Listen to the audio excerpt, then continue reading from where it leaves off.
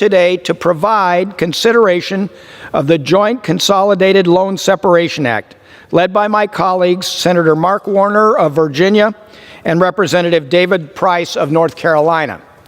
From 1993 to 2006, the Department of Education allowed married couples to consolidate their student loans for a lower interest rate through the Joint Consolidation Loan Program, requiring participating borrowers to be jointly liable for repayment of their loans.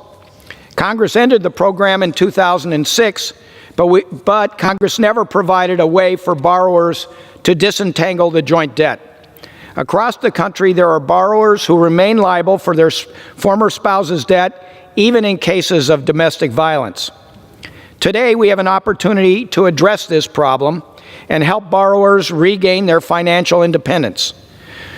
The Joint Consolidation Loan Separation Act allows borrowers to apply to the Department of Education to split their consolidated loan into two separate federal direct loans.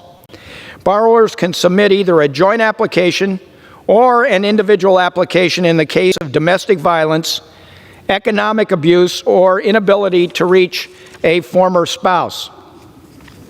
The joint consolidation loan remainder would be split proportionally based on the percentages that each borrower originally brought into the loan. The two new federal direct loans would have the same interest rates as the joint consolidation loan.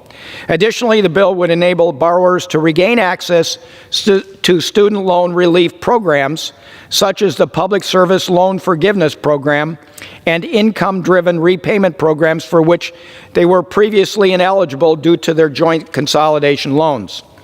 Like many of my colleagues, I have heard from constituents who have joint consolidated loans with their former spouses.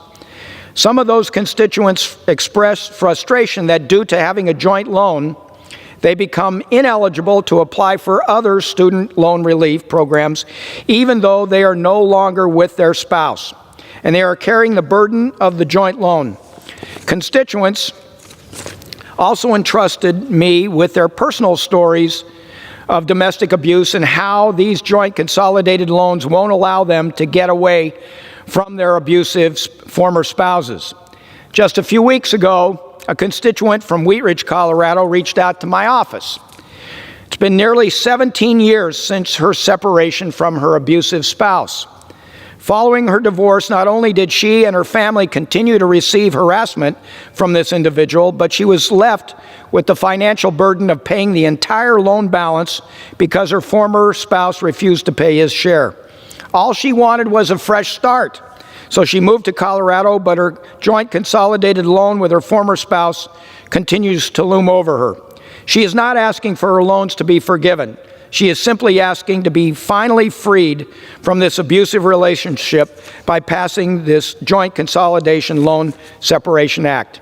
I want to thank her and all the other individuals who've come forward to share how this loan program that ended nearly 2 decades ago continues to affect their daily lives. I commend Representative Price, Senator Warner, and all my colleagues for their work on this bill. I urge all my colleagues to support the rule and the bill. And Madam Speaker, I reserve the balance of my time. Thank you. The gentleman from Colorado reserves.